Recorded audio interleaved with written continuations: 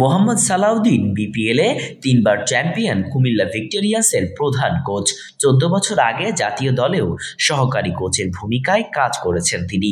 দেশের ঘরোয়া ক্রিকেটে সেরা কোচদের একজনও বলা হয় তাকে। বেশ অনেকদিন ধরেই দেশের ক্রিকেট প্রেমীদের দাবি তিনি যেন জাতীয় দলের দায়িত্ব নেন। কিন্তু বাংলাদেশ ক্রিকেট বোর্ড বা বিসিবি দেশি কোচদের ওপর আস্থাই রাখতে পারেনি। তবে বিসিবির সভাপতি বদলেছে চিন্তাধারাও। এবারের নয়া সভাপতি ফারুক আহমেদ এসেই জাতীয় দলে দেশিদের নিয়ে ভাবতে শুরু করেন। কথা হয় সালাউদ্দিনের সঙ্গে। অবশেষে সব প্রতিকূলতা দূর করে তিনি সহকারী সিনিয়র কোচ হিসাবে দায়িত্ব নিয়েছেন।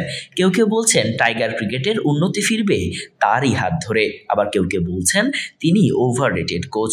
দায়িত্ব নেওয়ার পর তার প্রথম মিশন ক্যারিবিয়ানে। সেখানে বাংলাদেশ খেলবে টেস্ট ছাড়াও ৩ ম্যাচের ওয়ানডে ও টি-20 সিরিজ।